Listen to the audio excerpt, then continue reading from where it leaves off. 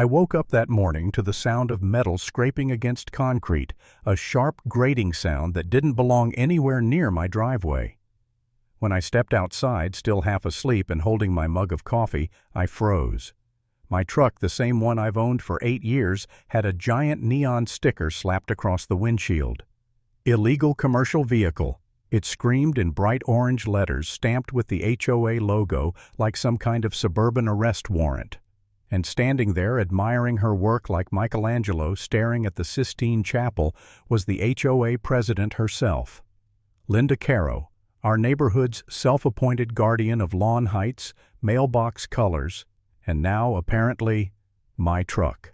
That was the moment I knew my life was about to spiral straight into HOA hell. Linda turned around slowly, smiling the smile of someone who thinks rules are sacred only when she's the one weaponizing them. "Morning, Ethan," she chirped. "Your vehicle violates Section 14B. No work trucks may be parked in driveways overnight." "It's not a work truck," I said, pointing at it. "It's literally just a truck. No decals, no equipment, nothing." She shrugged, tapping her clipboard like a judge issuing a sentence. "If it looks like a work truck, it is a work truck. Fines start today." I laughed. Actually laughed. Because what else do you do when a perfectly normal Tuesday becomes a dystopian HOA fever dream? But Linda didn't laugh back. She turned, marched toward her golf cart painted HOA green with her name stenciled on the side, and drove away like a tyrant surveying conquered land. And that was just the beginning. At first I thought it was comical. Annoying, sure, but manageable. A sticker here, a warning there, maybe a petty fine I'd have to argue about. But within 2 weeks, Linda escalated faster than a toddler who skipped nap time. I got a citation for unapproved mailbox flag color. Another for visible trash bins, even though it was trash day. She even fined me for having excessively enthusiastic grass, which I'm pretty sure is not a legal phrase anywhere outside her imagination.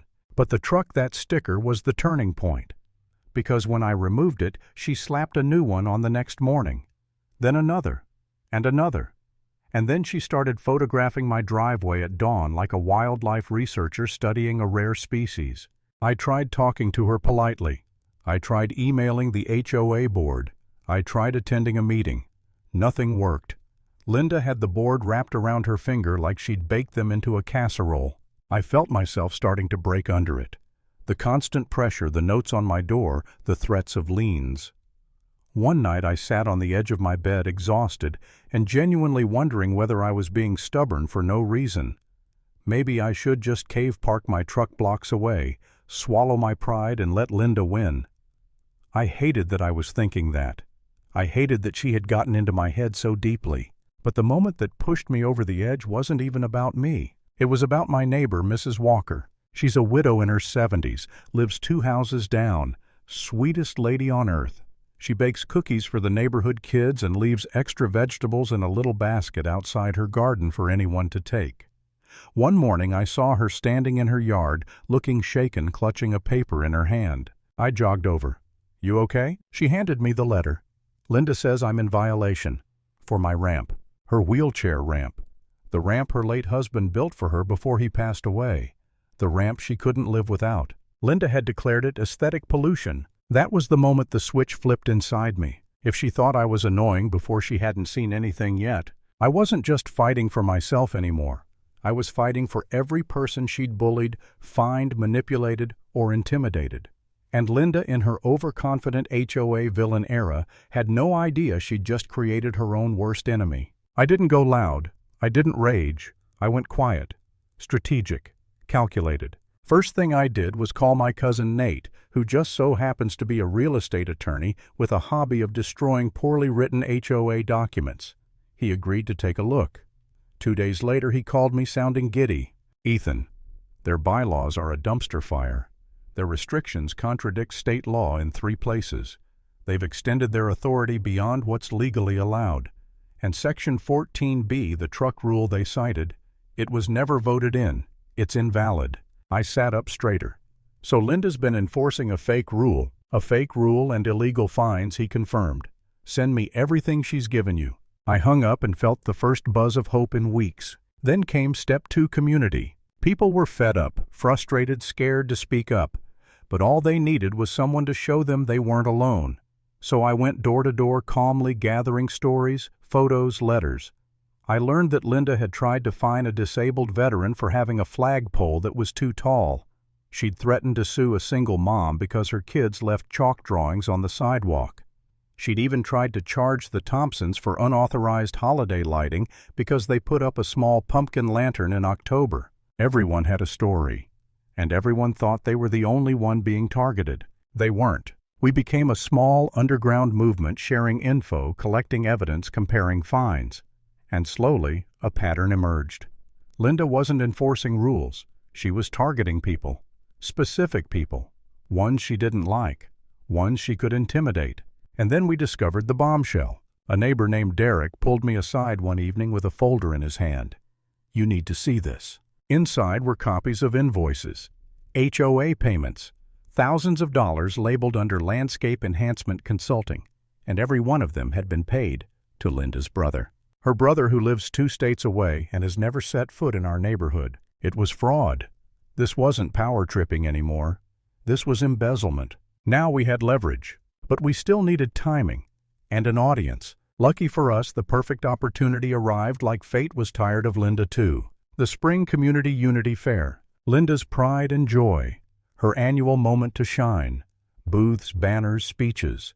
She planned it for months, strutted around like the mayor of the cul-de-sac, and made sure everyone knew she'd organized it entirely by herself.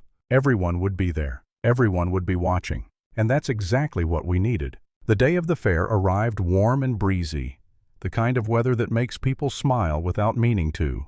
Families filled the park, kids ran between booths, and right in the center on the small temporary stage was Linda wearing a pastel pink blazer like she was running for Congress. I stood near the back, trying to stay calm. My heart was beating hard enough I could feel it in my teeth. Nate was beside me, holding a folder thick enough to topple a horse. When Linda finally took the stage for her speech, I stepped forward. "Linda," I called out loud enough to cut through the microphone feedback. "Before you start, I think the neighborhood deserves to hear something." She froze. "Ethan, this isn't the time." I walked up the small steps, slow and steady, feeling the weight of every person watching. "Actually, I think it's the perfect time." Nate handed me the folder and I set it on the podium. "These," I said, opening it so the crowd could see, "are fines you issued based on rules that legally don't exist." Murmurs rippled through the crowd. "And these," I continued, flipping to the next set, "are unauthorized violations you issued selectively to specific homeowners you personally disliked." Gasps now, neighbors looking at each other, connecting dots they hadn't realized existed. Linda stepped toward me, face whitening. "You have no authority to." "And these," I said, my voice rising over hers, "are HOA payments made to your brother. Payments labeled as landscaping consulting. Except your brother doesn't live here. And he doesn't do landscaping work. So unless he's telepathically shaping our shrubs from 2 states away, I think we all know what this is." She lunged at the mic, voice cracking. "This is slander. You can't prove." But she froze when Nate lifted his phone. "It's already been submitted to the state HOA Regulatory Division," he said. "And the county fraud office." The crowd erupted, not with cheers, but with outrage. People who'd been afraid to speak were suddenly fearless. Shouts rose from the back. "You fined my son for chalk. You told me my wreath was emotionally disruptive. You tried to remove Mrs. Walker's ramp." The board members, previously silent shadows behind Linda, stood up, faces pale as milk. One of them, Mr. Fulton, cleared his throat. "Effective immediately. The board is voting to remove Linda Caro as HOA president." The crowd erupted. Linda looked around, spinning slowly like she couldn't understand how her kingdom had turned on her. "You can't do this," she screamed.